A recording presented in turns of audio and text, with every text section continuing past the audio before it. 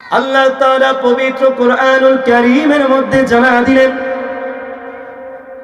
হাবিব,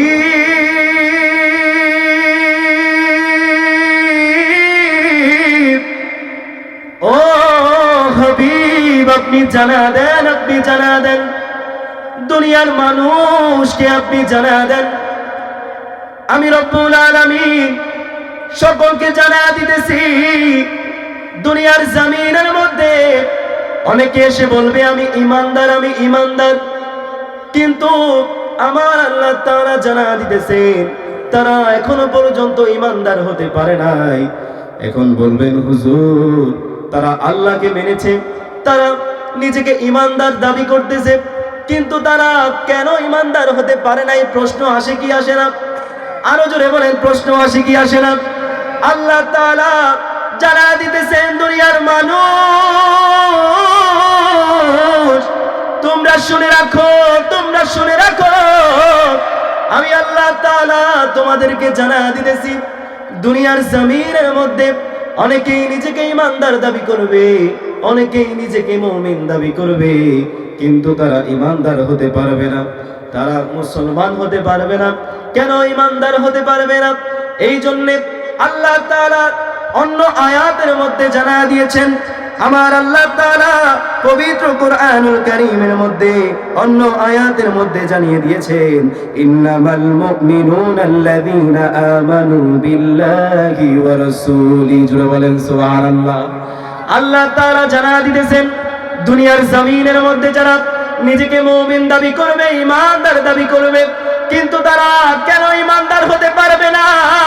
কারণ তারা আল্লাহকে মানবে, আখিরাতকে মানবে, কিন্তু তারা আমার হাবিবকে মানতে পারবে না। জোরে বলেন নাউযুবিল্লাহ। আল্লাহ তাআলা পবিত্র কুরআনুল কারীমের মধ্যে জানা দিয়েছেন, দুনিয়ার মানুষ তোমরা শুধু আমি আল্লাহকে মানবে, ইমানদার হতে পারবে না, আখিরাতকে মানবে, ইমানদার হতে পারবে না। যদি আমার হাবিবকে পরিপূর্ণভাবে বিশ্বাস স্থাপন করতে না পারো, তোমরা পরিপূর্ণভাবে ইমানদার হতে পারবে না। জোরে বলেন সুবহানাল্লাহ। এই আওয়াজে মানি না, আরো জোরে বলেন সুবহানাল্লাহ। সেই হাবিবকে ভালোবাসার দরকার আছে না নাই? সেই হাবিবকে ভালোবাসার দরকার আছে না নাই?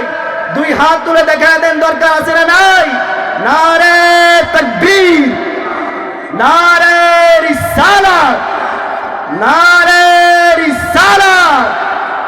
এই জন্য দেখেন শায়ের কি বলতেছেন, হাবিবকে ভালোবাসতে হলে কেমন ভালোবাসতে হবে শায়ের জানিয়ে দিয়েছেন।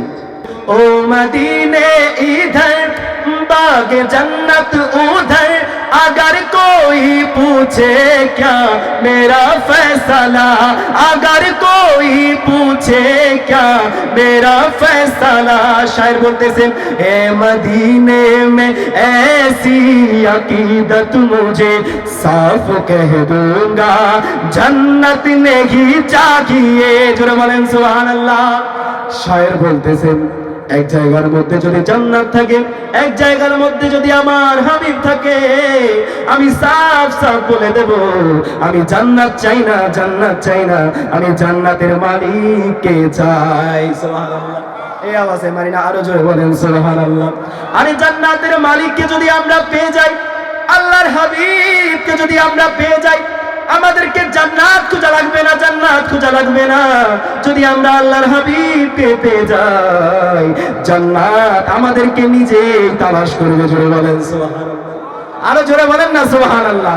এই জন্যই তো শায়ের বলতেছেন, ও মদিনে ইধর বাগে जन्नत उधर, अगर कोई पूछे क्या मेरा फैसला, अगर कोई पूछे क्या मेरा फैसला, मैं मदीने में ऐसी अकीदत मुझे, मैं मदीने में ऐसी अकीदत मुझे साफ कह दूंगा, जन्नत नहीं चाहिए, कमले वाले नबी का मैं दीवाना हो, कमले वाले नबी का मैं दीवाना हो, मुझे दुनिया की दौलत नहीं चाहिए, मुझे दुनिया की दौलत नहीं चाहिए।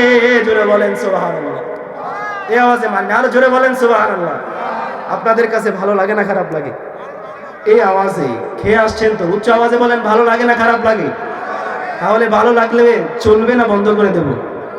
এই আওয়াজে মানে না, চলবে না বন্ধ করে দেব? রসুলকে কেমন ভালোবাসা লাগবে দেখেন, শায়ের কত সুন্দর করে জানিয়ে দিয়েছেন।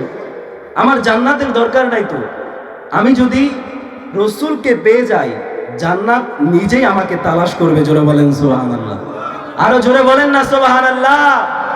এই জন্য দেখেন আল্লাহর হাবিবকে সাহাবায়ে কেরাম কত ভালোবেসেছেন, আল্লাহর হাবিবকে সাহাবায়ে কেরাম কত ভালোবেসেছেন, কত কষ্ট সহ্য করেও আল্লাহর হাবিবকে তারা ছেড়ে যান নাই। জোরে বলেন সুবহানাল্লাহ। তেমনি দেখেন আল্লাহর হাবিবের জামানার মধ্যে একজন বৃদ্ধা সাহাবী, বৃদ্ধা মহিলা সাহাবী শুনেছে আল্লাহর হাবিব যুদ্ধের ময়দানে গিয়েছে, যুদ্ধ করার জন্য গিয়েছে। আল্লাহর হাবিব যখন যুদ্ধ করার জন্য গেলেন, ওই বৃদ্ধা মহিলা সাহাবী তার কানের মধ্যে শুনতে পাইলেন আল্লাহর হাবিব নাকি শহীদ হয়ে গেছে। জোরে বলেন আল্লাহু আকবার, আরো জোরে বলেন আল্লাহু আকবার। এই কথা যখন তার কানের মধ্যে আসলো, রাসূল যুদ্ধের ময়দানে গিয়ে শহীদ হয়ে গিয়েছে, পাগল পারার মতো হয়ে গিয়েছে। হায় হায়, আমার রাসূল নাকি শহীদ হয়ে গেছে। যুদ্ধের ময়দানে ওই মহিলা বৃদ্ধা সাহাবীও হাঁটতে লাগলেন। হাঁটতে হাঁটতে যখন যুদ্ধের ময়দানে যাইতে লাগলেন, একটা কাফেলা এসে বলতেছেন, বৃদ্ধা মা তুমি কি শুনেছো নাকি তোমার বাবা তো যুদ্ধের ময়দানে গিয়েছিল, কিন্তু যুদ্ধের ময়দানে গিয়ে তোমার বাবা তো শহীদ হয়ে গেছে। জোরে বলেন আল্লাহু আকবার। আজকে যদি দুইটা চোখের পানি ছেড়ে দিয়ে আল্লাহর হাবিবের জন্য আমরা যদি দুইটা চোখের পানি ছেড়ে দিয়ে কান্না করতে পারি, হয়তো আল্লাহর হাবিবে মাহফিলকে ওয়াসিলা করে আমাদেরকে জান্নাতে দিতে পারে কি পারে না?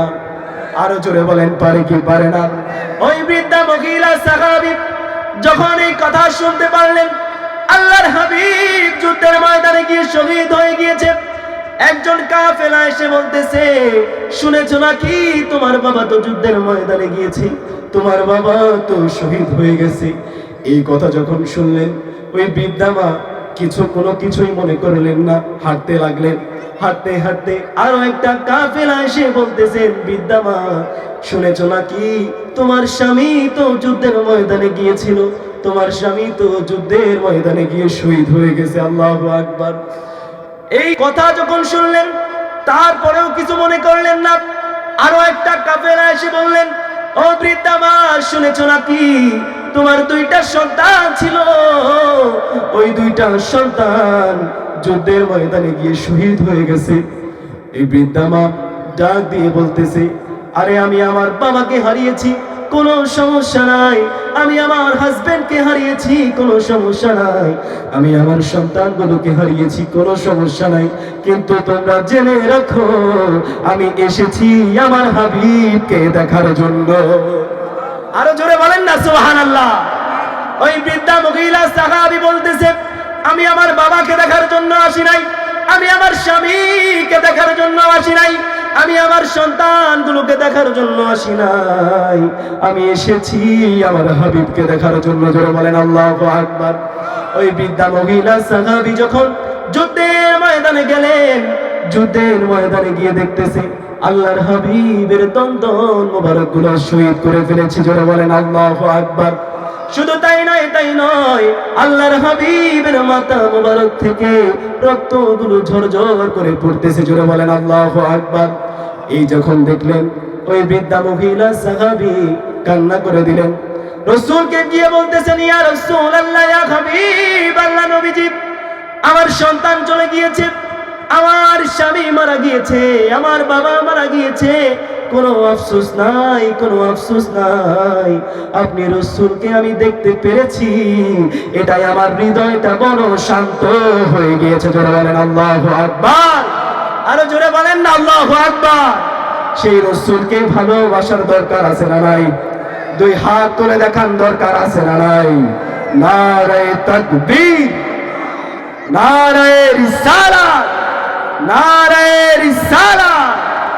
দেখেন আল্লাহর হাবিবের সাহাবায়ে কেরামদের মতো যদি আমরাও রাসূলকে ভালোবাসতে পারি, আমাদেরকেও আল্লাহর হাবিব কখনো ছেড়ে জান্নাতে যাবে না, জোরে বলেন না সুবহানাল্লাহ। সেই সাহাবায়ে কেরামদের মতো যদি আমরা আল্লাহর হাবিবকে ভালোবাসতে পারি, সেই আল্লাহর হাবিবের সাহাবীদের মতো যদি আমাদের ভালোবাসাটা হয়ে যায়, আল্লাহর হাবিব কখনো আমাদেরকে রেখে জান্নাতের মধ্যে যাবে না। সেই জন্যই তো শায়ের বলতেছেন, হাবিবে যে আমার হৃদয়ের শান্তি, ভালোবাসলে পাবো মোরা মুক্তি। সুবহানাল্লাহ পড়েন। হাবিবকে যদি ভালোবাসতে পারি, আমাদেরকে আল্লাহর হাবিব জাহান্নামের মধ্যে দিবে না, আমাদের ঠিকানা হয়ে যাবে জান্নাতের মধ্যে। এই জন্যই তো শায়ের বলতেছেন, হাবিবি যে আমার হৃদয়ের শান্তি, ভালোবাসলে পাবো মোরা মুক্তি, মুক্তি, ভালোবাসলে পাবো মোরা মুক্তি। সবাই পড়েন, হাবিবি যে আমার হৃদয়ের শান্তি, ভালোবাসলে পাবো।